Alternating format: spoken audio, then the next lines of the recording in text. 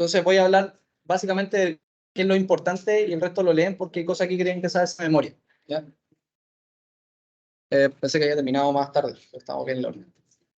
Ya, vamos a ver la biomecánica del sistema nervioso y el sistema miofacial. La fascia, esta diapo está en blanco y negro, pero la fascia es el tejido conectivo. ¿Ya? Y la fascia recorre todo el cuerpo. Imagínense, ahí tienen una imagen de un músculo abierto y está lleno de tejidos conectivos, ¿no es cierto?, que rodean y generan septums y a veces ingresan dentro del músculo y creo que hemos visto imágenes de eso. ¿Ya? La biomecánica de la fascia es bien importante porque es un componente esencial del sistema musculoesquelético y está sometido a cargas constantes. ¿Ya? Tiene propiedades que van del músculo, pero más allá del músculo también interviene de importante manera en la postura y la locomoción. Básicamente la fascia es como en parte el elemento que determina nuestra postura, ¿ya? Porque es como un ligamento gigante que va de un lado hacia otro, pero que tiene cierta capacidad elástica y que dice, mira, si tú estás así, probablemente la fascia de atrás va a estar más distendida y la de abajo, la de adelante va a estar más comprimida, y eso finalmente facilita en cierta medida junto con el sistema nervioso lo que es la postura y la posición y la extensión articular. ¿Ya? Entonces, el sistema miofacial en realidad es miofacial porque es músculo más facial. O sea, el músculo no se comporta de forma indistinta a la fascia. Si ustedes estiran un músculo, por ejemplo, yo hago la elongación, no sé, de la pierna, puede ser una flexión de cadera, y al hacer eso, yo no es que esté estirando el isquiotibial, tiene que olvidarse. Yo hago esto y estoy estirando la musculatura posterior de la pierna, estoy estirando la fascia de los pies, estoy estirando la fascia del glúteo, parte del glúteo, estoy estirando la fascia de la columna y quizás la parte de la tensión igual puede llegar hasta la mitad del tórax, más arriba. Entonces, uno cuando hace un movimiento, sea cual sea, no ocurre de forma aislada en un tejido, sino que ocurre en varios tejidos, y eso ocurre, ¿por qué? Porque la fascia conecta todo. ¿Ya? Entonces, la elevación del brazo, piense que este problema, no sé, la elevación del brazo solo porque el húmero no rueda ni rota, no. O sea, hay tensión que ocurre en toda la fascia que va hasta el tórax y es probable incluso, no sé, si levanto el hombro derecho, quizás hasta el hígado tiene que subir para que yo levante el brazo. ¿Por qué? Porque la fascia también tiene conexión a nivel visceral. De hecho, ocurre de esa forma. O sea, cuando ustedes levantan el brazo, se tensa incluso parte de la fascia que genera un movimiento dentro del hígado, para que tengan una idea, o el corazón. Entonces, no conviene, ¿no es cierto?, desmembrar el movimiento para fines prácticos, sino que solamente para fines de estudio. O sea, nosotros estudiamos los movimientos por separado, pero en la práctica hay que combinarlo y parte de esa combinación del movimiento viene de la fascia. ¿Ya? Entonces, este es un tejido derivado del mesodermo, que es un tejido sostén y que lo componen los músculos, la fascia, cartílago, tendón, hueso. ¿Por qué? Porque la fascia se une prácticamente a todos los tejidos del cuerpo. ¿Ya? Aquí, bueno, tenemos que una membrana fibrosa, blanquecina, que tiene varias funciones: cubrir, revestir, proteger estructuras. De hecho, las pleuras, el, el tejido de protección de los nervios, como son, por ejemplo, la vía madre, la dura madre, son prolongaciones de la fascia.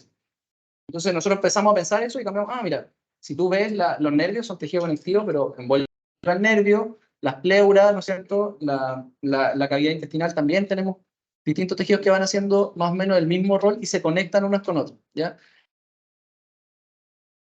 Una de las funciones también bien importantes es que, por ejemplo, si lo vemos como el lado de las pleuras, protegen y sirven de sostén, ¿ya?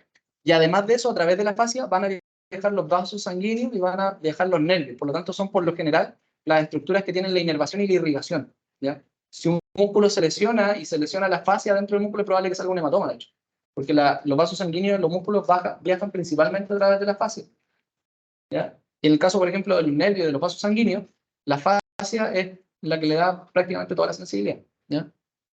Entonces, tiene propiedades biomecánicas importantes. Y si nosotros analizamos, bueno, aquí hay casos, vamos a verlo después, obviamente, caso por caso, quizás cuando veamos las partes del cuerpo, pero dentro de la propiedad de absorción de impacto, aquí un ejemplo es la fascia plantar. La fascia plantar funciona como el arco del pie. Entonces, tú tienes la fascia que va entre el talón y los metatarsianos.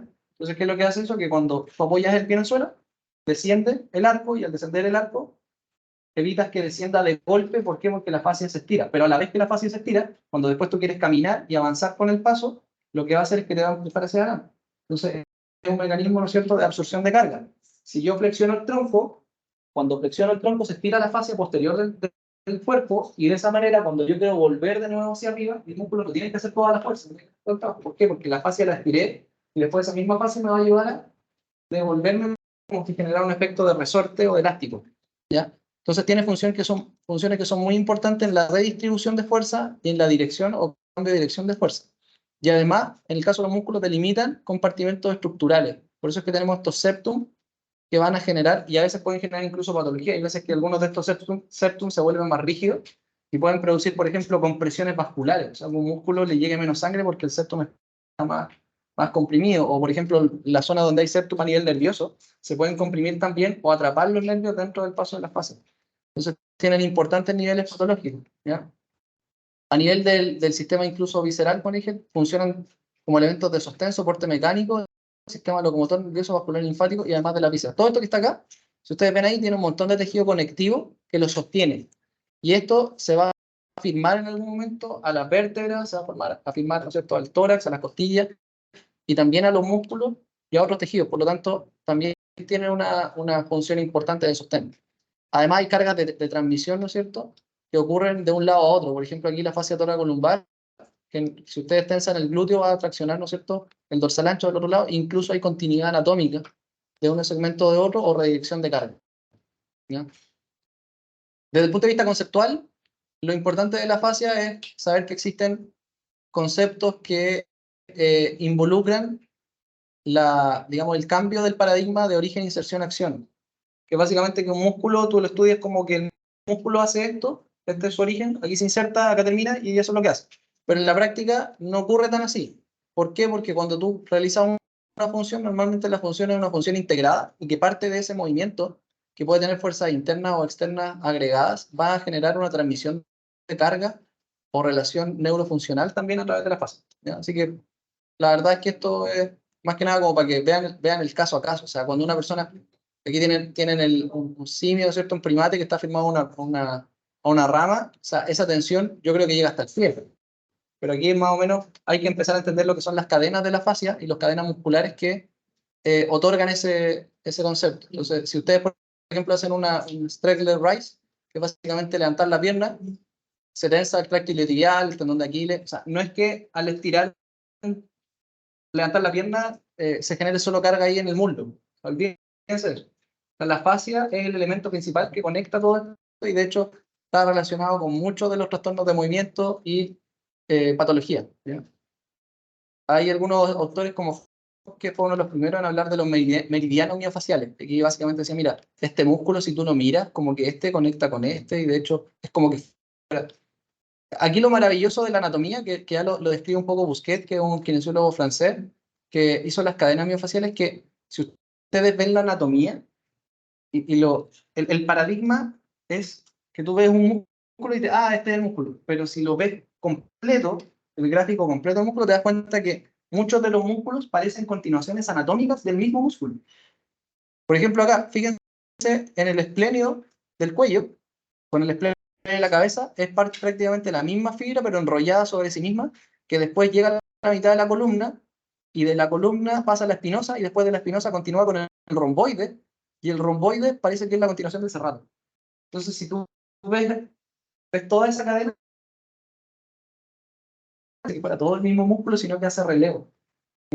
Pero desde el punto de vista anatómico, hace como una continuación bien interesante, ¿ya? Entonces, Busquet fue uno de los primeros en describirlo. O sea, miren acá, incluso el intercostal externo de las costillas, que va en una dirección que uno se lo enseña, el intercostal externo va de lateral a medial, superior e inferior. Sí, pero el interno hace lo mismo, pero del lado contrario. Ya, pues sácale el intercostal externo y el interno y te das cuenta que es el mismo fardo de músculos que van de un lado al otro. Sino que lo único que cambia es el lado. Lo mismo con los dorsales. Dorsal ancho, obviamente que es el mismo músculo que está acá y que termina acá. O sea, tiene uno al lado derecho y otro al lado izquierdo, pero técnicamente es la misma banda, sino que están conectados por un tejido intermedio, no más que en la fascia.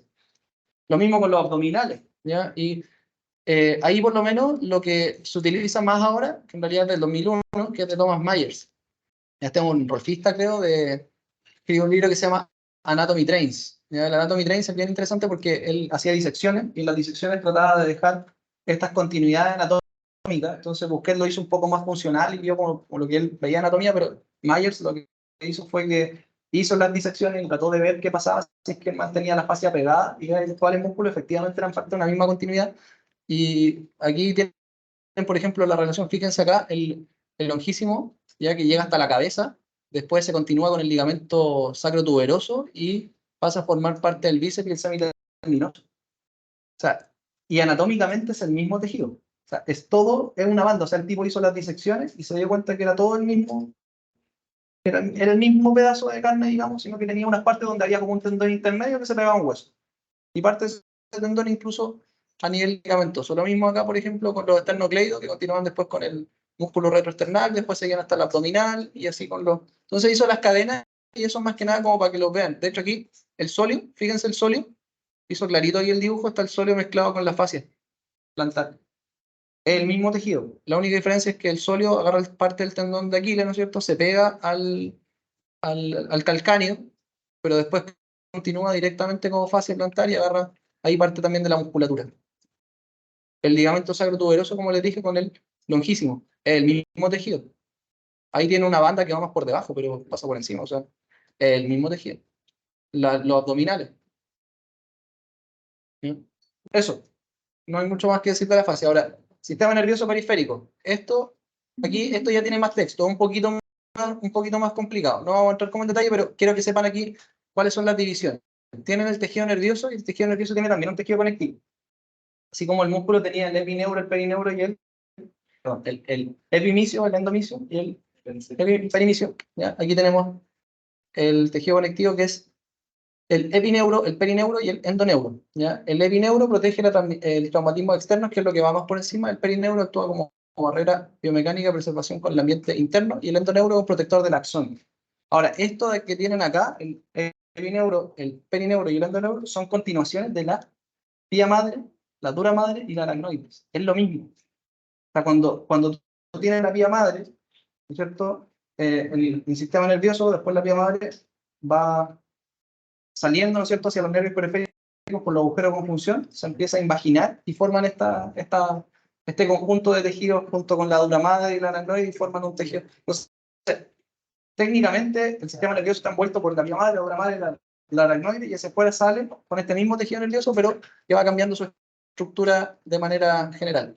Y además tiene un sistema vascular propio, que está dado por arteriolas, capilares y vénulas, ¿ya? Entonces aquí, esto le llaman el vasa nervorum, o vaso del nervio, vasa nervorum.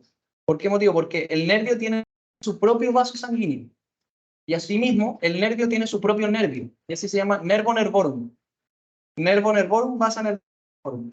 El nervio nervorum básicamente es un nervio que inerva al nervio, que es lo que le permite al nervio sentir al nervio. O sea, si el nervio está irritado, está comprimido, está dañado, tiene que tener algo que le permita sentirlo. Y ese es un nervio que inerva al nervio. Y ese nervio que inerva al nervio va a través del tejido conectivo. En este caso iría principalmente a través del perineuro. ¿Ya? Entonces, fíjense bien, ustedes ya saben que tiene una vaina de melina y todo lo demás, pero aquí tienen el nervio, esos que están ahí, sus puntitos negros son los axones. Tenemos el perineuro, el epineuro, y el endoneuro es todo esto que está aquí como entre medio. Entonces forman los fascículos, ¿ya?, de axones que están recubiertos por uno y otro, y entre medio del tejido conectivo, especialmente aquí lo que es el perineuro, ¿ya? Entre el perineuro y el epineuro, van a viajar los vasos sanguíneos y los nervios que inervan al nervio, que es lo mismo que ocurre en el músculo. El músculo tenemos la fascia, y a través de la fascia viajan vasos sanguíneos y viajan nervios. Entonces, el nervio en sí, el axón, tiene la célula de Schwann, ¿no es cierto?, que está envuelto también en una membrana y forma ahí los nódulos de Rammel. Ahí tiene una imagen microscópica de un nervio. Entonces, el nervio viaja como en fascículo. Aquí tenemos el perineuro, el epineuro, y el endoneuro va por ahí adentro. Y ahí van los vasos sanguíneos. De hecho, ahí se ve clarito, por ejemplo, esos son vasos sanguíneos. Vasos sanguíneos. Y viajan a través. Por eso es que si tú te comprimes un nervio acá, el efecto de la compresión del nervio acá evidentemente llega hasta abajo e inflama todo el nervio, porque en el fondo el nervio tiene, sobre todo la irrigación viene proximal a distal. Si tú tienes un problema en un vaso sanguíneo proximal, te va a generar problemas en el nervio a nivel distal. Eso es como lo importante de conocer, ¿ya? Ahora, el comportamiento biomecánico del nervio periférico está sometido a cargas constantes y posee un comportamiento viscoelástico, y las lesiones principales se producen por compresión y estiramiento, ¿ya? Esto es importantísimo, estiramiento. Yo creo que no se van a acordar, sí, pero a mí me llegan los pacientes habitualmente me dicen, ¿sabes qué? Tengo aquí, no sé, tengo un túnel carpiano, tengo una ciática, y el kine me estira, me estira, me estira, no quiero ir más al kine, dejé de ir al kine y ahora te vengo a ver a ti porque el kine me hacía sufrir. Uno tiene que entender los procesos biológicos. O sea, tú sabes que el nervio se lesiona y se daña y se estresa por estiramiento, y tenés un paciente que está sufriendo con ese nervio y lo estáis estirando y lo estáis estirando brutalmente, lo estáis matando. O sea, hay una cuestión ahí como de sentido biológico. Entonces yo digo, chuta, claro, vieron que quizás el nervio está inflamado y hay que estirarlo y piensan que todo para que se mejore hay que estirarlo. No necesariamente así. ¿Por qué? Porque los nervios también se lesionan cuando lo estiras. Entonces, si el nervio está dañado y tú lo estiras, quizás lo estás dañando más, también lo estás favoreciendo el proceso en fondo de daño. No estoy diciendo que no haya que estirarlo, estoy diciendo que no hay que estirarlo violentamente o no hay que estirarlo de forma sostenida, porque normalmente a mí yo veo a hartos pacientes con patología neurológica, ¿no es cierto? Periférica. Me llegan los pacientes con ciática y me dicen que el kine lo deje estirando 15 segundos y después ciclo de 10 minutos, y tú también sacáis con estirar el nervio ciático 15 por 10, eso no, o sea, está irritando el nervio, ¿no? ¿Cachai? La técnica tiene que ser muy diferente. No estoy diciendo que no haya que estirarlo. Si lo vas a estirar, tienes que hacerlo de tal forma que no le genere más daño, no le genere más irritación. Porque el nervio ya está irritado, está dañado. Si lo estiran más, también se daña. El nervio no quiere que lo estiren. Cosa que ustedes hagan esto y se queden ahí un rato y se dan cuenta que se empiezan los deditos a dar parestesia, o si hacen esto y dejan la pierna así, se le va a empezar a dormir el pie. Eso es porque están estirando un nervio, no porque están estirando un músculo. Los nervios, si se estiran demasiado, se les corta la circulación, y si tienen daño además, va a sentir, ¿no es cierto?, la influencia del daño con más intensidad. ¿Ya? Entonces, lo que los nervios normalmente tienen que hacer dentro del cuerpo es moverse, ¿ya? ¿Por qué? Porque todo movimiento va acompañado de movimientos neurales. Si ustedes mueven el brazo, el nervio se está moviendo, se está estirando, se está moviendo también dentro de un canal, de un septum facial. O sea, la fascia genera también canales a través de los cuales pasan los nervios, y esos canales faciales tienen que permitirle al nervio que el nervio se pueda mover dentro del canal, y se pueda estirar y no, por ejemplo, no quede como atrapado o no quede, ¿no es cierto?, con algún tipo de reducción de movimiento. Por lo tanto, son lesiones bastante comunes que normalmente se producen por traumatismo violento y fortuito. Eso que tenemos ahí, bueno, ojalá no le pase a nadie, esto acá, esto acá. Todo eso que está ahí, todos esos movimientos, si son muy violentos, pueden provocar un estiramiento de un nervio y pueden dañarlo, ¿ya? Porque el estiramiento daña también a los nervios, genera estrés, mucho estrés. Entonces, ¿qué es lo importante aquí? Esto tiene que hacerse la memoria, ¿ya? Gran parte de la tensión del nervio la soporta el tejido conectivo o conjuntivo, ¿ya? El intraneural especialmente, y epiperi y endoneuro. Y obviamente el tejido conectivo varía dentro de los nervios. Hay nervios que tienen más y otros que tienen menos. El límite elástico se sitúa alrededor del 15 al 20% de formación en nervios no patológicos. Nervios no patológicos, 15 a 20%. 15 a 20% en nervios no patológicos, de memoria. Lo anotan ahí de memoria y se lo voy a preguntar la próxima. 15 a 20% en nervios no patológicos. En unas palabras, ¿tenía un nervio patológico, lo vaya a elongar 30%? Yo lo veo a cada rato.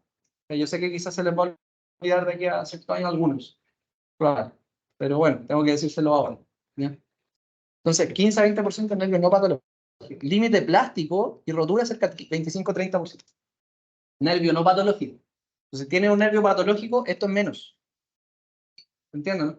Entonces, el paciente acá, quizás en 15-10% ya está sufriendo cuando tiene un nervio patológico. Piensen que el paciente tiene una ciática, por ejemplo.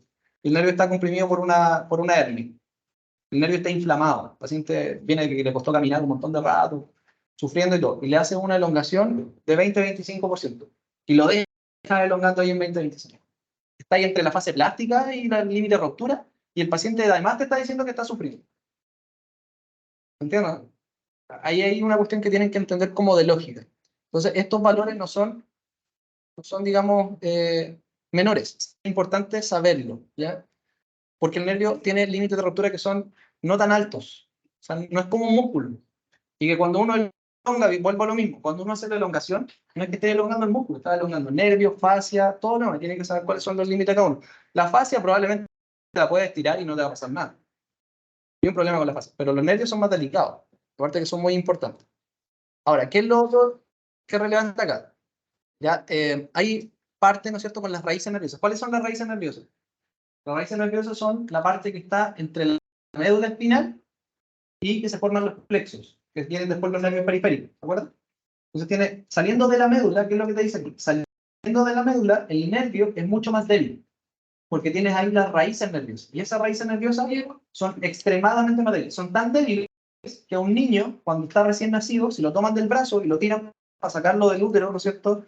Y sacarlo por el canal del parto de la mamá, ¿no es cierto? Por el canal vaginal, lo tiran y le tiran el brazo muy fuerte, ese niño le pueden dejar con una parálisis del brazo completamente. El resto suyo se llama parálisis traqueoobstétrica y es la complicación más frecuente de los niños recién nacidos. Si tú tienes un niño y le tironeas el brazo, le puedes lesionar y te puedes cortar las raíces nerviosas si lo haces muy fuerte. ¿Ya? Pues las raíces nerviosas son débiles. Obviamente los niños son mucho más débiles que en un adulto, pero un adulto igual son relativamente débiles. Por eso es que, por ejemplo, ahí teníamos esa lesión que decía, mira, ¿qué pasa si el cuello se te va apartado fuerte en un momento? Se te puede traccionar y se te pueden dañar las raíces, se te puede generar también una plexopatía. Son zonas delicadas. Entonces, las raíces nerviosas, aquí dice, son distintas al nervio periférico, porque no tienen el mismo nivel de tejido conectivo, ¿ya? Tienen menor cantidad. Y soportan entre 2 y 70 newtons de tensión dependiendo de la raíz o de la porción ubicada, ¿ya? Y la porción intratecal soporta menos tensión que la foraminal. Aquí están los gráficos y la verdad es que si nosotros vemos los gráficos es mucha la diferencia, o sea, son mucho más débiles las raíces nerviosas que los nervios. Según Miralles, el desplazamiento máximo de la raíz es la raíz de L5, se desplaza 12 milímetros. ¿Ya? Entonces, ahí no sale especificado directamente, pero las raíces nerviosas son más débiles que el nervio. Eso tienen que tenerlo claro y eso de memoria y se lo voy a preguntar en la prueba. ¿Ya? Y esto que tienen aquí son los vasos sanguíneos. Vasos sanguíneos. Los vasos sanguíneos de los nervios están enrollados. Hacen esto, que ven ahí. Hacen como unos rollitos. ¿Ya? ¿Por qué hacen esos rollitos? Porque a través del nervio viajan estos vasos sanguíneos como por una especie digamos, de rollito enrollado, de tal manera que cuando tú estires el nervio, el vaso sanguíneo se puede desenrollar y no se corta. Porque si esto estuviera así desde un principio, cuando lo estires se va a cortar y se va a lesionar. Ahora, si tú tienes un vaso sanguíneo y lo estiras, ¿qué le pasa a la luz del vaso sanguíneo? ¿Qué le pasa al lumen? Si lo estiras. O sea, el gas se recoge. Por eso es que están enrollados, de tal manera que cuando lo estires no se recoja tanto la luz del vaso sanguíneo, el lumen, el paso. Pero igual si lo estiras mucho se recoge. Entonces, si tú estiras un nervio y empiezas a sentir cosas raras, también puede ser porque le está llegando menos sangre al nervio. Son nervios estirados, le llega menos sangre y además va a sentirse como raro. ¿Ya? Las lesiones de raíz normalmente son intratecales, que están dentro de la meninge, y la raíz extraforaminal es 5 veces más resistente que la raíz intraforaminal. ¿Ya? O sea, tenemos una relación de resistencia 5 veces. Y ahí tienen todas las causas de compresión nerviosa o de daño, eso lo pueden ver y lo pueden leer. Y según la clasificación de lesiones de nervio, tenemos la de Seddon y la de Sutherland. Neuropraxia, axonamnesis, neuroamnesis, la lesión de Sutherland, que va de 1 a 5, ahí tienen la escala, y ahí tienen los niveles de graduación.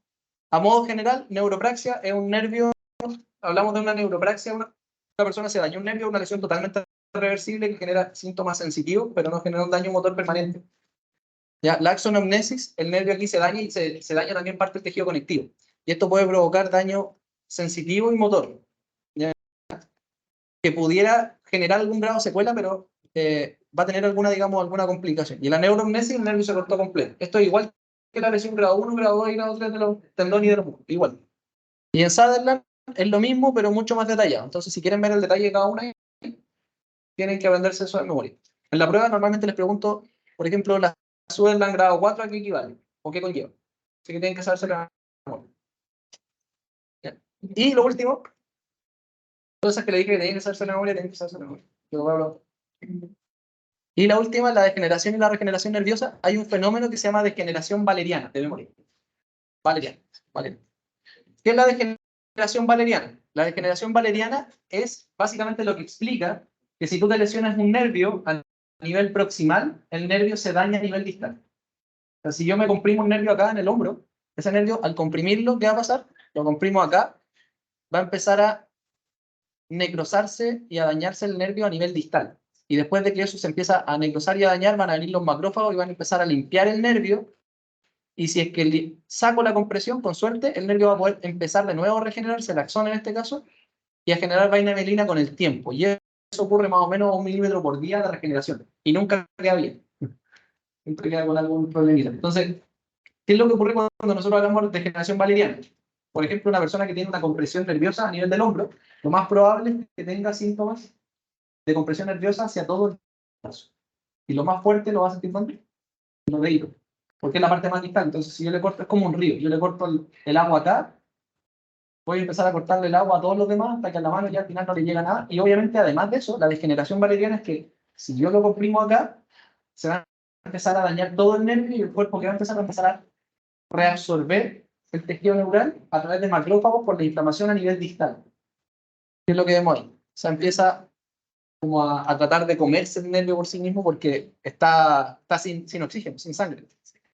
Entonces dice, mira, este nervio está cortado, entonces tenemos que limpiar todo el resto de nervio que no nos sirve de ahí para abajo.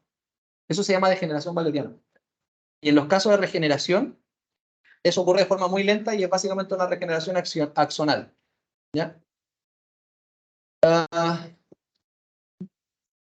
Este es un caso, ¿no es cierto? Esta es la prueba, esto se llama la prueba de SLAM. Este test se llama la prueba de SLAM. Esta es la última diapositiva.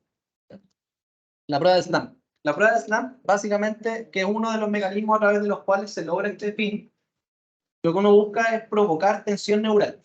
El concepto de tensión neural viene básicamente relacionado con el hecho de que tú estires un nervio y el nervio se tensa. Y el nervio se puede tensar en distintos lugares con mayor o menor intensidad. Entonces, ¿cuál es la lógica de esto? Un poco la lógica de la fascia, por eso coloco la diapositiva juntos, porque si tú estiras la pierna y haces una dorsiflexión del pie, estás estirando el nervio a distal. Pero el hecho de que estires el nervio distal, irremediablemente también hace que tenses la médula espinal y la médula espinal se traccione, incluso traccione parte del encéfalo hacia abajo. Entonces, si nosotros viéramos en una resonancia una persona que tú le estiras la pierna y le haces un test de tensión neural como el que está ahí, vas a ver que el encéfalo desciende. El cerebro baja. Yo cuando una persona estira la pierna ahí, ¿qué está pasando? La médula está descendiendo. O sea, la tensión neural, como el tejido es continuo, si tú generas tensión en un lado, se genera también por defecto en el lado distal. Si yo estiro este nervio de acá, lo que va a hacer es que la médula se mueva hacia la derecha. Si estiro este brazo acá, la médula se mueve hacia la derecha. Tiro la pierna acá, la médula desciende. Incluso a nivel de encéfalo, de hecho, hay pacientes con Arnold Chiari que tienen a veces una luxación del cerebelo. El agujero magno a veces es más grande o es más inestable porque las meninges están bien pegadas y estiran la pierna y el cerebelo como que se les baja por el canal raquídeo. Ahora, esto casos patológicos o casos normales. Por ejemplo, para que tengan una idea, yo podría tener un paciente, por ejemplo, con un tumor de columna y ese paciente con tumor de columna podría percibir síntomas si yo le tiro la pierna. ¿Por qué? Porque al tirarle la pierna, el tumor se está atrapando la columna en ese lado, no deja que la médula se mueva. Cuando le tensiono la pierna, le tiro la médula hacia abajo y eso hace que el tumor, por ejemplo, genere una presión o una compresión y le genera una irritación en la zona que está atrapada. Y lo más clásico acá es el test cruzado de tracción y elevación de la pierna extendida.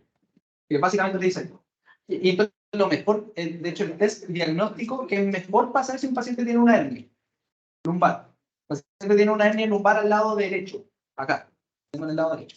La hernia la tiene en el lado derecho. Le tiro la pierna izquierda y siente los síntomas en la pierna derecha. ¿Por qué ocurre eso? Porque cuando le tiro la pierna izquierda, lo que ocurre es que estiro los nervios de la pierna, el nervio ciático, y al traccionar la médula hacia la derecha, irrita la hernia que está, o sea, al traccionar la médula hacia el lado izquierdo, irrita la hernia que está en el lado derecho y le provoca. Si el paciente tiene eso, 98% de probabilidad que tenga una hernia irritativa dentro del lado contrario de la pierna que le va. Y eso ocurre ¿por qué? Porque tensión neural que, digamos, conectada de un lado a otro. Más o menos para que tengan la idea de la imagen. Para eso sí. Bien. Para la materia. Estoy en alto. La parte donde dije que estoy en de memoria le va a salir probablemente una pregunta. Entonces, la diapo ahí, ustedes agarran la diapo, le pegan una repasada. Cualquier duda me consultan por la semana. Y la materia entonces para la prueba es la de cartílago. Tenemos cartílago, miofacial, neural, control neural del movimiento y biomecánica articular. Eso,